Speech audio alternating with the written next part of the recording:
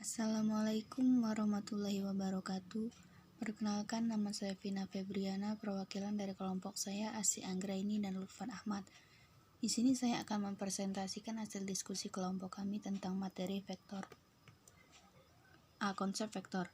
1. Pengertian vektor. Vektor adalah ruas garis berarah, sehingga suatu vektor memiliki panjang dan arah. Menyatakan vektor dapat dengan satu huruf kecil atau dua huruf besar.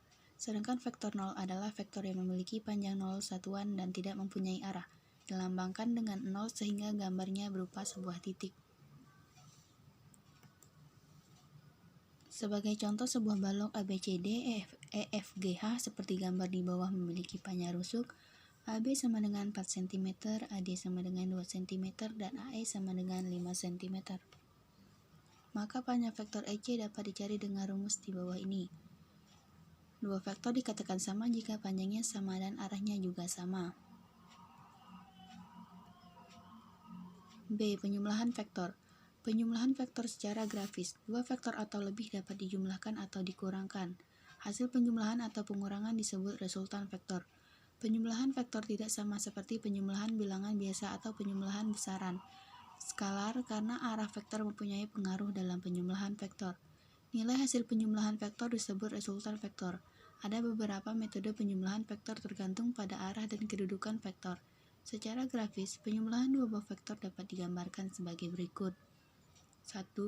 Lukislah vektor pertama sesuai nilai dan arahnya. 2. Letakkan titik tangkap vektor kedua di ujung vektor pertama sesuai dengan nilai dan arahnya. Contoh, penjumlahan 2 atau 3 buah vektor yang terletak segaris jika diketahui vektor A, B, C sebagai berikut. 2. Penjumlahan vektor secara geometri.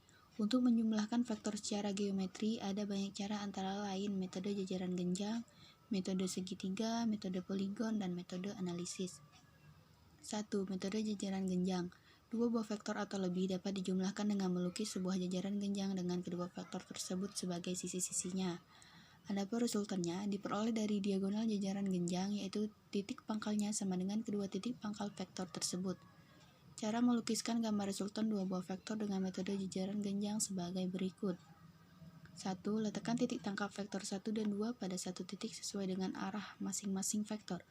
2. Tariklah garis dari ujung vektor 1 sejajar dengan vektor yang lain dan sebaliknya. 3. Tariklah garis dari titik pangkal kedua vektor sampai ke titik potong garis sejajar vektor tersebut.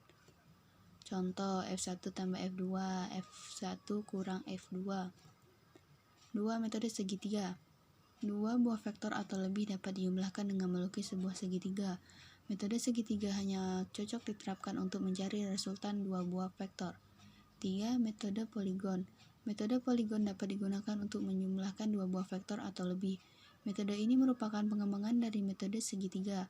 Langkah-langkah menentukan resultan beberapa vektor dengan metode poligon adalah sebagai berikut. 1. Lukis vektor pertama. 2. Lukis vektor kedua dengan pangkalnya berimpit di ujung vektor pertama. 3. Lukis vektor ketiga dengan pangkalnya berimpit di ujung vektor kedua dan seterusnya hingga semua vektor yang akan dicari resultannya telah dilukis. 4. Vektor resultan atau vektor hasil penjumlahannya diperoleh dengan menghubungkan pangkal vektor. 5. Pertama dengan ujung dari vektor yang terakhir dilukis. 4. Metode analitis. Metode yang paling baik atau tepat untuk menentukan resultan beberapa vektor dan arahnya adalah metode analitis. Metode ini mencari resultan dengan cara perhitungan bukan pengukuran, yaitu menggunakan rumus kosinus dan mencari arah vektor resultan dengan menggunakan rumus sinus. C. Vektor dalam sistem koordinat kartesius. 1. Sistem koordinat. Vektor adalah besaran yang ditentukan oleh besar dan arahnya. Dalam aplikasinya, vektor selalu menepati ruang. Untuk menjelaskan fenomena vektor di dalam ruang dapat digunakan bantuan sistem koordinat untuk menjelaskan besar dan arah vektor. Ada beberapa sistem koordinat yang dikembangkan, tetapi dalam materi ini hanya satu koordinat yang akan dibahas. 1. Koordinat kartesian. Koordinat kartesian digunakan untuk menyatakan suatu benda yang memiliki bentuk siku seperti garis lurus, bidang datar siku, dan ruang siku-siku. Bentuk-bentuk siku akan mudah digambarkan dalam koordinat kartesius baik 2 dimensi maupun 3 dimensi.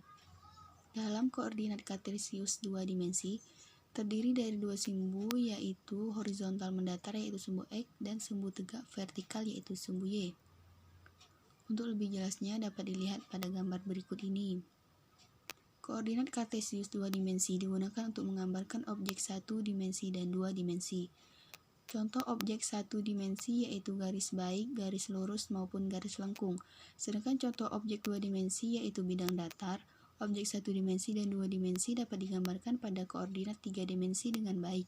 Sedangkan untuk objek tiga dimensi harus digambarkan pada koordinat tiga dimensi.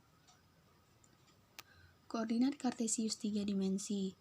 Koordinat kartesius tiga dimensi digunakan untuk menggambarkan suatu objek baik satu dimensi, dua dimensi, maupun tiga dimensi. Koordinat kartesius tiga dimensi mempunyai tiga sumbu koordinat yaitu sumbu X, Y, dan Z. Untuk lebih jelasnya, silahkan perhatikan gambar berikut. Sudut yang dibentuk antar sumbu koordinat adalah 90 derajat atau dengan kata lain sumbu X tegak lurus dengan sumbu Y dan sumbu Z. Demikian juga sumbu Y tegak lurus dengan sumbu X dan Z, dan juga sumbu Z tegak lurus dengan sumbu X dan sumbu Y. C. Aplikasi vektor dalam kehidupan sehari-hari. Vektor adalah besaran yang memiliki nilai dan arah. Notasi umum yang dipakai dalam penulisan suatu vektor PQ adalah A. Nah, itu penjelasan singkatnya. Sebenarnya, apa sih fungsi vektor dalam kehidupan sehari-hari? Silahkan cermati penerapan vektor dalam kehidupan sehari-hari di bawah ini. Penerapan vektor dalam kehidupan sehari-hari. 1. Di saat penerjun menjatuhkan diri dari pesawat, tempat ia jatuh tidak tepat di bawah kapal, tetapi jauh melenceng karena adanya dua vektor gaya yaitu gaya gravitasi dan gaya dorong angin. 2.